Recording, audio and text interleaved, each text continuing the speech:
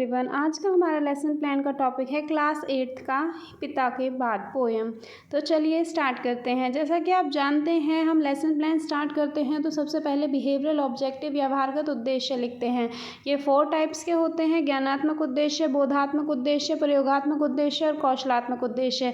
इसके बाद हम टीचिंग एड्स लिखते हैं। टीचिंग एड्स 2 टाइप के होते हैं: सामान्य और विशिष्ट। सामान्य सहायक सामग्री में चॉक, डस्टर, ब्लैक बोर्ड लिखते हैं। विशिष्ट सहायक सामग्री में पिक्चर होती है, कोई भी, जैसे पार्ट से रिलेटेड कोई पिक्चर हो गई, मॉडल हो गया, डायग्राम हो गया, ऐसे। इसके बाद नेक्स्ट हमारा 3rd पॉइंट होता है previous knowledge testing. Previous knowledge testing में हम छात्र के पुराने ज्ञान को नए ज्ञान से जोड़ने की कोशिश करते हैं। इसमें शिक्षक कुछ प्रश्न पूछता है तथा छात्र उसके उत्तर देते हैं। 4th पॉइंट होता है हमारा अनाउंसमेंट ऑफ द टॉपिक, यानी अपने विषय की इसमें घोषणा की जाती है कि अच्छा बच्चों, आज हम पिता के बाद कविता के बारे में पढ़ेंगे। इसके बाद नेक्स्ट हमारा होता है प्रेजेंटेशन। जैसा आप देख सकते हैं 5 कॉलम्स दिए गए हैं, जिसमें सबसे पहले कंटेंट होता है, देन प्यूपिल टीचर एक्टिविटी होता है, देन प्यूपिल एक्टिविटी होता है, ब्लैक बोर्ड वर्क होता है और इवैल्यूएशन होता है। सबसे पहले कंटेंट में हम लिखते हैं सस्वर वाचन, यानी छात्र अध्यापिका बच्चों को सुर, लय, ताल के साथ सस्वर वाचन करके पढ़ के सुनाएगी। इसके बाद हम पैराग्राफ से रिलेटेड शब्दार्थ लिखते हैं, जैसे खिलखिलाती मतलब खुल के चहकने वाली, हर मौसम, ज़िंदगी के हर सुख दुख में। इसके बाद हम व्याख्या लिखते हैं। व्याख्या में हम एक्सप्लेन करते हैं कि प्रस्तुत कविता पिता के बाद में कवयित्री ने लड़कियों को पिता का बाहुबल बताया है।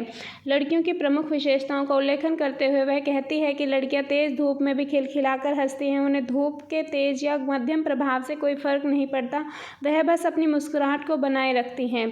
प्यूपिल एक्टिविटी में लिखेंगे छात्र ध्यानपूर्वक सुन रहे हैं या छात्र ध्यानपूर्वक उत्तर पुस्तिका में लिख रहे हैं। ब्लैक बोर्ड वर्क में हम ब्लैक बोर्ड पेस्ट करेंगे। इवैल्यूएशन में हम प्रश्न पूछते हैं, जैसे कवित्री ने लड़कियों को पिता का क्या बताया है। प्यूपिल एक्टिविटी में लिखेंगे बाहुबल, यानी छात्रों ने बताया कि बाहुबल बताया है।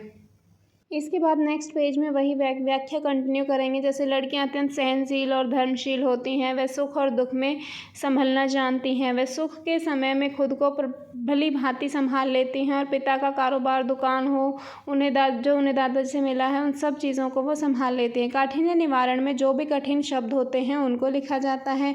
सस्वर वाचन में पुनः हम कविता की पंक्तियाँ लिखते हैं, फिर उसके बाद शब्दार्थ लिखे जाते हैं। प्यूपिल एक्टिविटी में हम लिखेंगे छात्र ध्यानपूर्वक सुन रहे हैं। ब्लैक बोर्ड वर्क में ब्लैक बोर्ड पेस्ट करेंगे और इवैल्यूएशन में फिर से कोई प्रश्न पूछेंगे, जैसे लड़कियां कैसी होती हैं, तो हम छात्र उत्तर देते हैं लड़कियां सहनशील और धर्मशील होती हैं। इसके बाद नेक्स्ट पेज पे हम दूसरी पंक्तियों की व्याख्या करते हैं, जैसे प्रस्तुत कविता पिता के बाद कवित्री मुक्ता द्वारा रचित है। इसमें कवित्री ने लड़कियों को पिता का विभिन्न विशेषताओं का उल्लेखन करते हुए कहती है कि इस प्रकार यह साफ हो जाता है कि लड़कियां अपने पिता की वारिश होती हैं, उनकी संपत्ति को संभालने वाली हैं। लड़कियां पिता के मरने के बाद माँ की भयानक विपदाओं से बचा सकती हैं। ये मातृ प्रधान, हृदयशील होती हैं।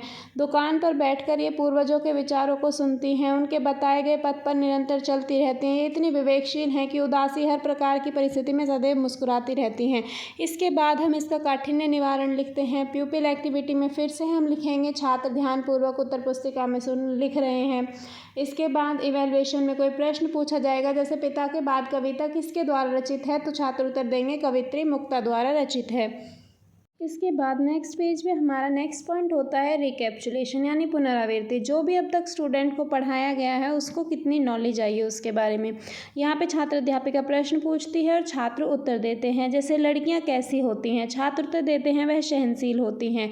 नेक्स्ट क्वेश्चन पूछती हैं वे कब कब खिलखिलाती हैं, छात्र उत्तर देते हैं वे सुख में दुख में सदैव खिलखिलाती रहती हैं। इसके बाद हमारा नेक्स्ट पॉइंट होता है होमवर्क। होमवर्क हम 3 पार्ट्स में डिवाइड करते हैं। पहले very short answer type question पूछे जाते हैं, फिर शॉर्ट आंसर टाइप, देन ऐसे टाइप क्वेश्चन पूछे जाते हैं।